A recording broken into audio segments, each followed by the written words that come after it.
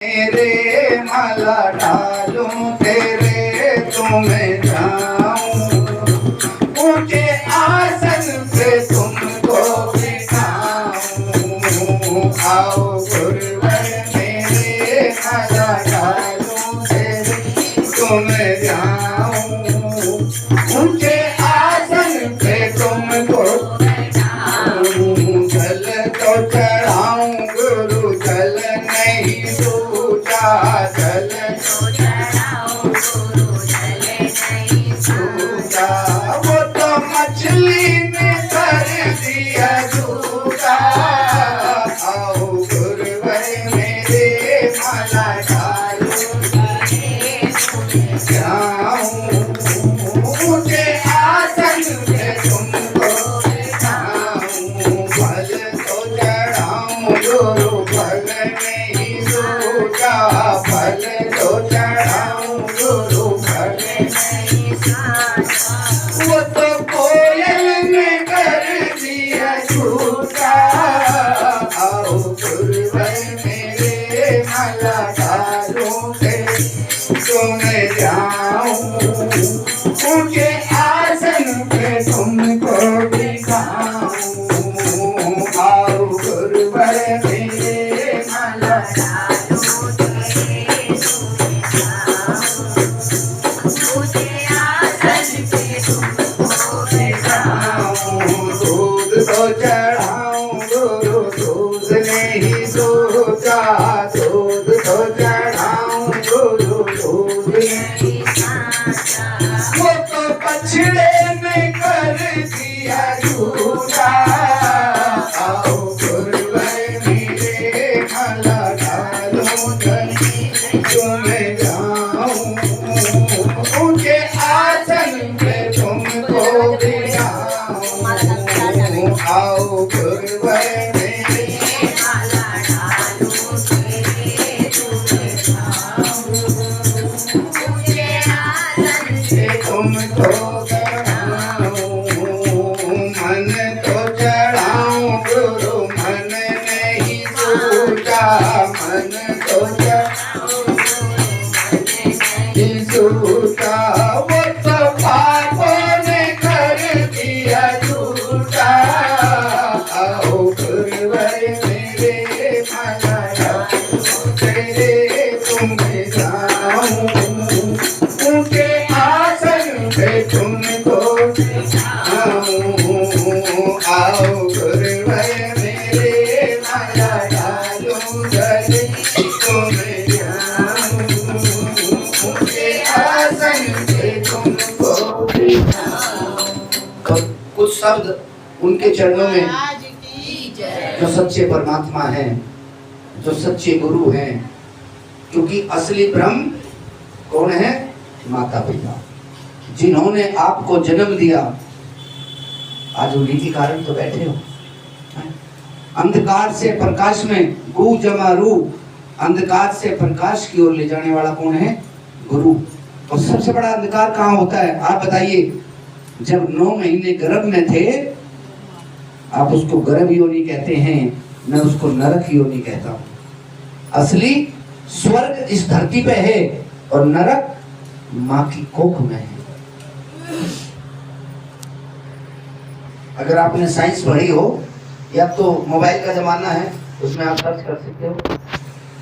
जब नरक योनि में होता है, आप देखो किताब पढ़िए। वैसे तो आपके पास टाइम नहीं है पढ़ने का, क्योंकि मोबाइल में सलमान खान, कटरीना कैफ न देखने से फुर्सत नहीं है ना। मेरे पास कई लड़के लड़कियां आए, उनका गुरुजी शादी नहीं हो रही। हम पूछते हैं कैसा वर चाहिए, उनका सलमान खान जैसा होना चाहिए। अरे हमने कहा श्री राम जैसा ले ले, उनका ना सलमान खान जैसा होना चाहिए। दूसरा लड़का आया, हमने कहा बेटा क्या परेशानी है? उसने कहा गुरुजी शादी की दिक्कत हो रही है, कोई लड़की पसंद नहीं आ रही। हमने कहा कैसी चाहता है? कि मुमताज की तरह होनी चाहिए, मुमताज की तरह। हमने कहा सीता जैसी को पसंद कर ले। सीता आजकल किसी को पसंद नहीं आती, मुमताज सबको पसंद आती है। इसलिए जैसे नाटक वहां होता है, ऐसे घर में होता है नहीं। वो खुद भी नाचती है और सारे घर वालों को नचाती है, क्योंकि मुमताज का काम नाचना है तो नचाएगी, हैं? सलमान खान का काम छल करना है तो छल करेगा नहीं। और पहले क्या होता था, पहले जब लड़की या लड़के मंदिर में जाया करते थे तो लोग कहा करते, हे प्रभु मेरे बच्चों की सीताराम जैसी जोड़ी बना दे, है ना। तो सीताराम जैसी बनती थी। जब तो 80 साल का बुढ़ा 80 साल की बुढ़िया खूब ऊपर ताली हुए, खूब डंडे बजाए, एक दूसरे ने खूब गाली गलौज करी, लेकिन तलाक नहीं हुई। कितने कमाल की बात है। अंधेर नगरी चौपट राजा, लड़की थाने में जाती है, फोन करती है 112 पे कि पुलिस वाले मेरी रक्षा करेंगे, लेकिन वहां उसका बसा बसाया घर और उजाड़ देते हैं। वो कहते 20,000 दे, तेरे सामने लठ ना मारू तो मुझे बताना। लड़का जाता है, उसे भी कहता है तेरा कुछ नहीं बिगड़ा, तू 20,000 दे और जैसे तू कहेगा ऐसे हो जाएगा, टेंशन न ले। वो कहेगा जी कोर्ट में केस के कोई बात नहीं, रास्ते बदे रहे, गायब हो जाना, ढूंढते रहेंगे पुलिस वाले, आखिर में कोर्ट जो है तुझे भगोड़ा घोषित कर देगा, कुछ नहीं होगा। यानी जिनको आप हितैषी मानते हैं वही आपके असली दुश्मन है। कड़वा खाना सीखिए और कड़वा बोलना सीखिए, ठीक है। करेला कितना भी कड़वा हो लेकिन शुगर को नाश कर देता है बिल्कुल, है ना। चीनी कितनी भी मीठी हो लेकिन शरीर का विनाश कर देती है बिल्कुल। तो सच्चाई को समझने की कोशिश करिए।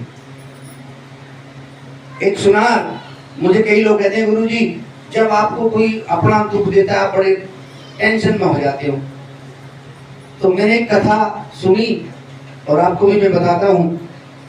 एक लोहार एक सुनार की दुकान बराबर बराबर में थी। तो सुबह ही उठते ही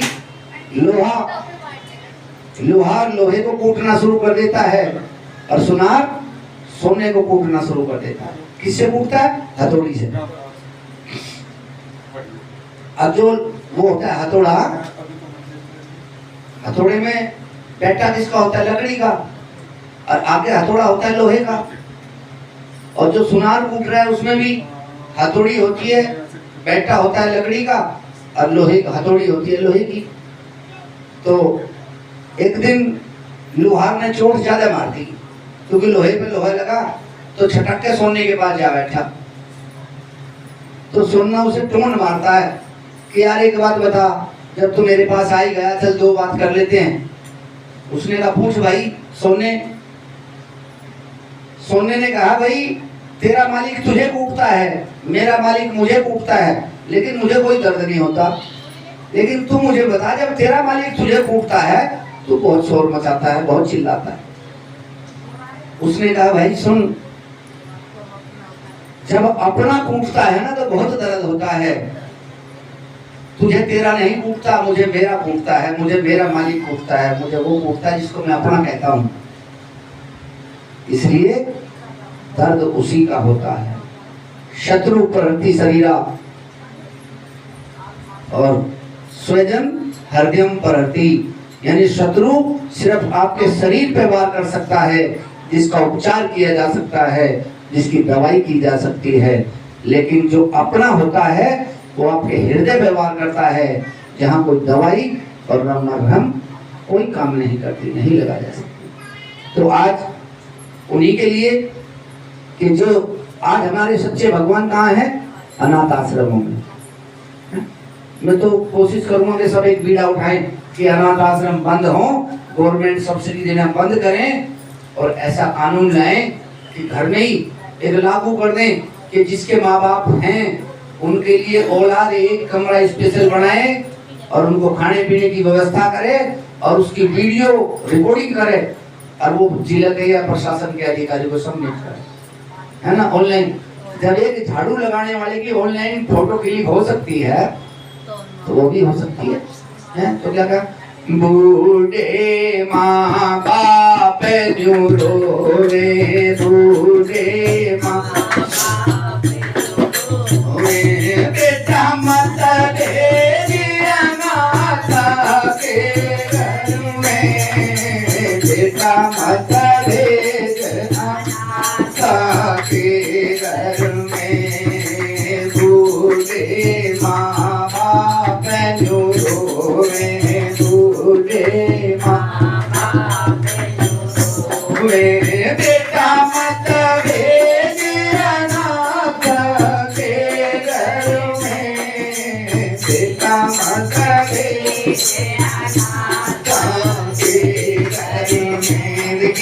पिता क्या है? पिता आसमान है, जो इतनी आसानी से भेदा नहीं जाता है। कितना भी उसकी तरफ पत्थर उछालो, लेकिन वो सुरक्षा का कवच बन के हमारे सर पर रहता है। लेकिन धरती अगर ज्यादा छेद करोगे तो नीचे से क्या निकल जाएगा? पानी निकल जाएगा। तो जब अत्याचार होता है तो माँ के हृदय में दर्द होता है, और जैसे ही माँ के हृदय में दर्द होता है, आंखों से आंसू छलक जाते हैं और उसकी जबान से वो कड़वा सच निकलने लगता है। तो क्या कहा?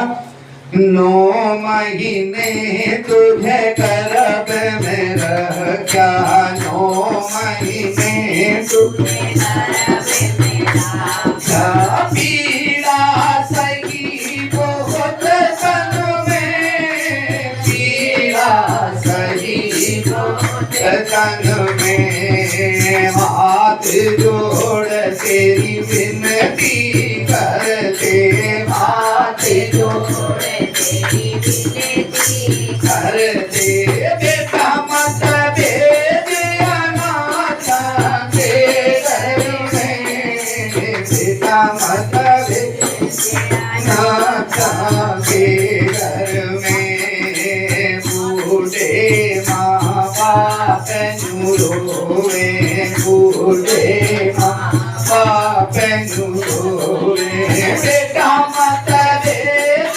अनाथ के घर में, बेटा मत भेज अनाथ के घर में, बचपन में तेरी सेवा करी थी, बचपन में तेरी सेवा करी थी, करे बुढ़ापे में तू सेवा, करे बुढ़ापे में तू सेवा, मन में बड़े अरमान थे, मन में बड़े अरमान थे, बेटा मत भेज अनाथ के घर में, बेटा मत भेज अनाथ के घर में। आ जाती है आजकल तो बड़ा कलयुग है।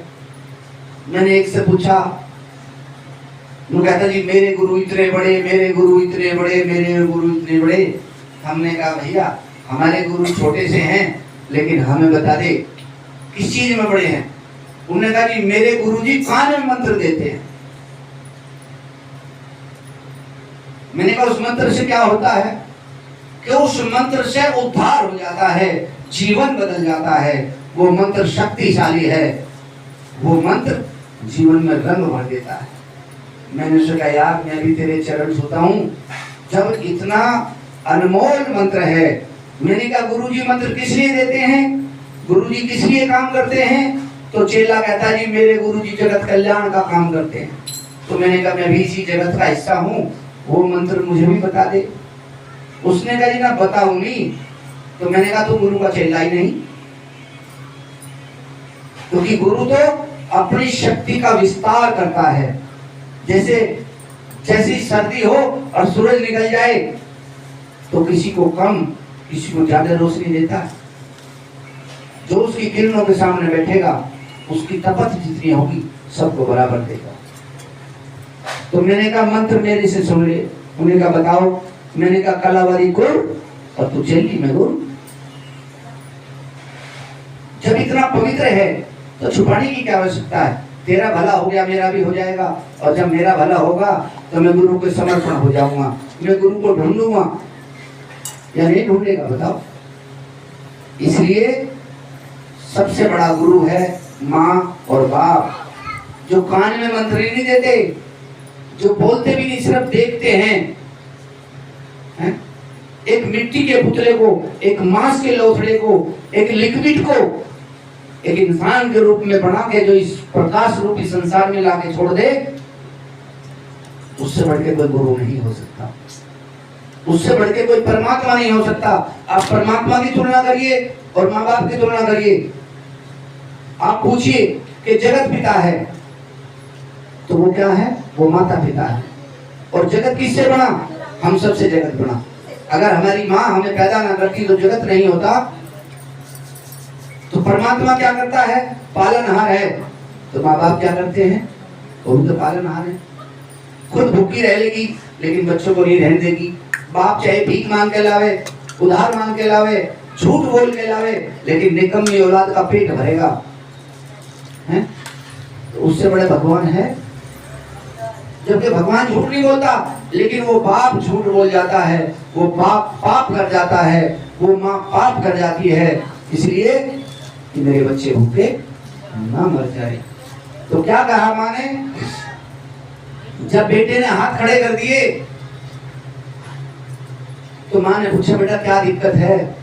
उसने कहा मम्मी तो खुन खुन करती रहती है, बच्चों की पढ़ाई में व्यवधान आता है?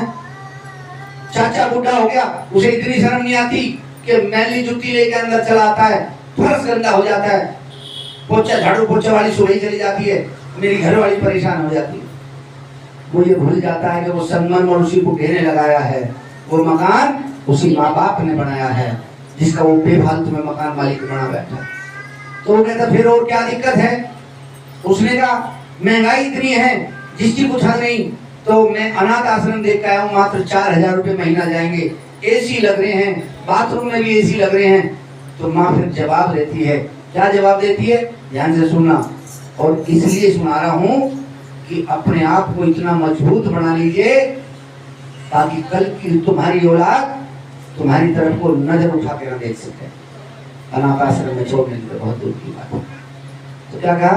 एक रोटी बेटा तू खाइए, एक रोटी बेटा तू खाइए, एक टुकड़े में गुजारा कर लेंगे, एक टुकड़े में गुजारा कर लेंगे, टूटी खा के सोने में बेटा टूटी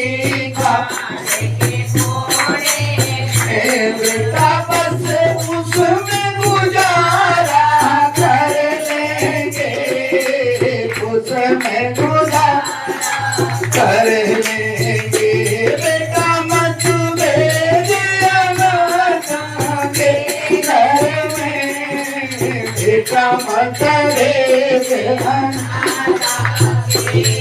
घर में, वक्त पड़ा हम बूढ़े होगे, वक्त पड़ा हम बूढ़े होगे, दांत रहे ना हमारे मुख में, दांत रहे ना हमारे मुख में, अपने ही घर में भारी होगे, अपनी घर में भारी होगे, बेटा मत भेज अनाथ के घर में, बेटा मत भेज अनाथ के घर में, हाथ जोड़ तेरी विनती कर, तेरे हाथ जोड़ तेरी विनती करते, बेटा मत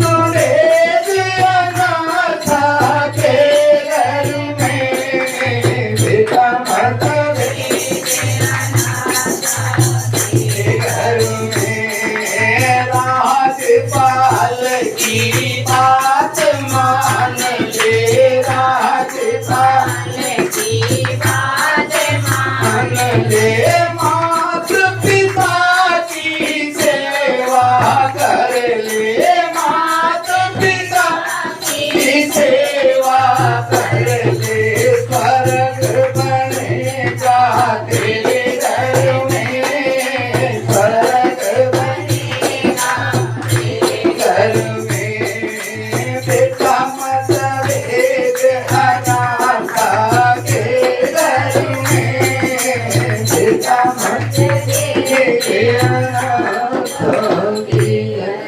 तो आज का मेरा जो मंत्र है वो यही है कि अगर आपके माँ बाप हैं, चाहे वो कितने भी खराब से ही, लेकिन उनसे अलग मत होना। क्योंकि माँ बाप की कदर जब पता लगती है जब माँ बाप नहीं होते। सबसे बड़े गुरु वही हैं। मैं ये नहीं कहता कि गुरु की सेवा ना करें, खूब करें, गुरु के हजार हैं, लेकिन जो तुम्हारे माँ बाप हैं उनके लिए सिर्फ आप हैं। तो माँ बाप से बढ़ के इस दुनिया में कोई दौलत नहीं होती। वास्तव में भगवान है, ये पत्थर की मूर्ति है, मैं पैसे की खरीद के लाया हूं, जिनके सामने आप सर झुकाते हैं, और इनके सामने सर झुकाने की अगर ताकत दी है तो आपके माँ बाप ने दी है। अगर आज मेरे जैसे बहरूपिया के गले में आप माला पिरा रहे हैं तो इन हाथों में ताकत दी है तो आपके माँ बाप ने दी है। जो आपको ताकत दे सकते हो, आपको इस दुनिया में लाके छोड़ सकते हो, और उनकी कोई इच्छा ही ना हो, बस क्या कहते हैं कि बेटा मेरा नाम खराब मत करना। हर माँ बाप कहता है ना। लेकिन आज तो कमाल है, लड़की 20 साल की हुई, 16 साल की हुई, लड़का 16, 17 साल, 18 साल का हुआ, जी मैं तो प्रेम किया है, मेरी समझ में नहीं आता। मैं कईयों से पूछता हूँ जो माँ बाप हैं, जिस माँ ने 9 महीने पेट में रखा है, तूने उसके पेट में लात मारी, उसका खाना छूट गया, उसका नहाना छूट गया है। आदमी का पेट बाहर निकल जाए तो डॉक्टर के पास भोजन की चर्बी चढ़ी, पेट कम होना चाहिए।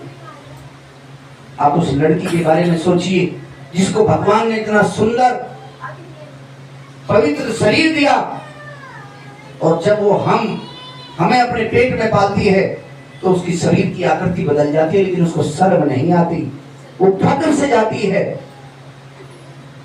हमारा पेट बाहर निकल जाए रोटी खाने से तो हमें शर्म आने लगती है, लेकिन वो माँ उस 9 महीने तक हर जगह जाती है, उसे कोई शर्म नहीं आती। उससे बढ़ के कोई हो सकता है? उससे सच्चा कोई प्रेम कर सकता है? एक घटना हुई, एक माँ थी, वो प्रेग्नेंट थी, बच्चे को पूरा होना था, बच्चा होने वाला था, डॉक्टर के पास चले गए तो डॉक्टर ने जवाब दिया कि जच्चा या बच्चा। तो वहां सास ससुर भी थे, उसका पति भी था। सबसे डॉक्टर ने कहा, डॉक्टर गया सास ससुर के पास, मैं उनकी सास ससुर की बात कर रहा हूँ, जो रावण के खानदान के उनकी बात नहीं कर रहा, है ना, क्योंकि राक्षसों में रिश्ते नहीं होते। आपने देखा होगा जनन प्रजनन, खाना और गंध फेंकना, ये तो जानवर भी करते हैं, लेकिन मनुष्य उसकी मर्यादा करता है। कुत्ता बिल्ली जहां मर्जी गंदगी फैला देगा, इंसान नहीं फैलाएगा। और जो इंसान फैलाता है तो इसका मतलब शरीर तो इंसान का है, लेकिन वो जानवर की आत्मा है। तो क्या कह रहा था, मैं भूल गया।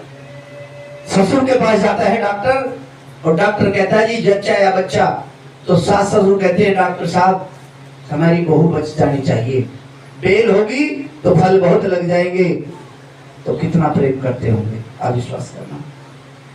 चाहे बहू रात दिन लड़ती हो, बहू ने कितनी भी नफरत करी हो, लेकिन जिस दिन जच्चा और बच्चा की बात आ जाती है तो खराब सास ससुर भी अपने बहू के जीवन की कामना करते हैं। ये मेरा विश्वास है। इसका मतलब वो सच्चा प्रेम करते हैं। वो आपको डांटते हैं, फटकारते हैं, क्योंकि उन्हें पता है कि जो आप कर रहे हैं उससे आपके जीवन में आगे समय में हानि हो सकती है, और वो आपको कभी नुकसान देना नहीं चाहते, इसलिए वो डांटते हैं। पति के पास गए, पति ने कहा जी मेरी पत्नी बचा दो, चाहे कितना भी सिर फोड़ती हो, कितना भी लड़ती हो। तो वो सच्चा प्रेम होता है। और जो इच्छा रखते हो जरूरत से ज्यादा है, दिखावा करते हो, चांद तोड़ के लाने वाले, सूरज तोड़ के लाने वाले, सबको पता कि चांद को तो तोड़ नहीं सकता, तारों को कोई तोड़ नहीं सकता, जीवन को कोई नहीं बदलता, जीवन खुद बदला जाता है। देखिए कोई पति पत्नी कोई जीवन नहीं बदलता। अगर ये जीवन बदलना है तो इसका सिर्फ एक ही मशीन है, और वो है सदगुरु। सदगुरु जीवन बदल देता है। और वो कब बदलेगा? जब आपका समर्पण होगा। गुरु कितना बढ़िया हो, कितना भी ताकतवर हो, लेकिन शिष्य कंस जैसा हो, या दुर्योधन जैसा हो तो बदल देगा? बताइए, आप विचार करिए। द्रोणाचार्य को कहीं गुरु के रूप में पूजते देखा आपने? पूजा जाता है? कोई नहीं पूजता। क्यों? क्योंकि द्रोणाचार्य ने भेद किया। और जो गुरु का चरित्र है वो तो निष्पाप है, निष्पक्ष है, उसमें कोई भेद नहीं है। अगर गुरु के सामने गुरु का शिष्य तलवार लेके कहता गुरु जी आपकी गर्दन चाहिए, उससे मेरा जीवन बदल जाएगा, तो गुरु जी कहता है ले बेटा, अगर मेरी गर्दन से तेरा जीवन बदलता है तो ले जा। क्योंकि गुरु को पता है कि जीवन मरण लाभ हानि यश और अपयश तो परमात्मा के हाथ है। अगर गर्दन कटनी है, मृत्यु निश्चित है, अगर वो मृत्यु शिष्य की भलाई के लिए हो जाए तो गुरु का बड़ा सौभाग्य होता है, तो मना नहीं करता। लेकिन आज के गुरु द्रोणाचार्य भी हैं। दुर्योधन ताकतवर था, हठीला था, संख्या ज्यादा थी, दुर्योधन का बाप राजा था, दुर्योधन के पास सब कुछ था। पांडव बेचारे भिखारी बन गए थे, हैं? मैंने कहा बाप आसमान है, पांडवों के सर पे बाप नहीं था, 5 भाई थे, माँ विधवा थी। तो द्रोणाचार्य ने मामला गड़बड़ कर दिया। फिर एक किरदार और आया, एकलव्य। एकलव्य सच्चा प्रेम करता था। अगर गुरु द्रोणाचार्य से कोई प्रेम करता था तो वो था एकलव्य। दूसरा था पांडव। पांडवों में भी युधिष्ठिर सबसे ज्यादा लगाव किया करता था। और जो वो थे कौरव, उनका काम था कि गुरु जी का खर्चा पानी राज दरबार से चलता है, उसको हमें धनुर्विद्या सिखाना हमारा काम है। और एक काम और हुई, एक घटना ऐसी हुई कि दुर्योधन गुरु द्रोणाचार्य से लड़ना शुरू कर देता और वो कहता है कि तुम भीम में और मेरे में अंतर मानते हो, तुम अर्जुन में और मेरे में अंतर मानते हो। तो द्रोणाचार्य ने कहा नहीं, मैं तो ऐसा नहीं मानता, क्योंकि मैं तो जो विद्या बताता हूँ वो सबको बराबर बताता हूँ, सब सुनते हैं। जैसे गुरु ने कहा 2 और 2 4, लेकिन एक चेला पीछे बैठा उन्होंने कहा गुरु जी तो बकवास कर रहे, 2 और 2 तो 2.5 होते हैं। तो जो 2.5 सुन रहा है उसे गुरु जी कैसे समझाएंगे? तो जो एकलव्य था, जब एकलव्य गुरु द्रोणाचार्य के पास गया और गुरु द्रोणाचार्य को कहा गुरु जी आप मेरे गुरु हैं और मुझे अभी आप धनुर्विद्या सिखाएं, तो द्रोणाचार्य ने उसको इसलिए कह के मना कर दिया क्योंकि वो भील जाति से था। जैसे आज भी हमारे यहाँ जातिवाद है, जैसे वहां यादवों की छुट्टियां काट दी, अब जहाँ यादवों की ताल लगे वहां ब्राह्मण यादवों की छुट्टियां काट दें, जहाँ यादवों की ताल लगे वहां यादव ब्राह्मणों के कपड़े फाड़ दें, है ना। ये दुश्मनों से लड़ने का कोई काम ही नहीं, ये तो अपने आप ही लड़ रहे हैं। क्योंकि हिंदू राष्ट्र ऐसे ही बनेगा, है ना, ऐसे ही तो हिंदू राष्ट्र बनेगा कि अपने अपने को मारो और अपनी अपनी जय बोलते रहो। आप सोशल मीडिया पे जाओ, कोई कहेगा हम ब्राह्मण हैं, कोई कहेगा हम सैन हैं, कोई कहेगा हम ठाकुर हैं, और मैं कहता हूँ कोई कुछ नहीं है, सब पैसे कमाने का धंधा है। क्योंकि आजकल गूगल पैसे बांट रहा है, कमा के कोई खाता नहीं। तो जितना भी बेहुदगी, जितनी बदतमीजी, जितनी अश्लीलता सोशल मीडिया पे परोसोगे उतना ही कमाई का धंधा शुरू है। तो मैं कहता हूँ जो फेसबुक पे ब्राह्मण बन रहा है वो ब्राह्मण है ही नहीं, वो तो धंधेबाज है, उसे तो पैसा चाहिए। जो ठाकुर बन रहा है उसे भी पैसा चाहिए। तो हमें वास्तविकता में जीना है। गुरु वो दर्पण है जिस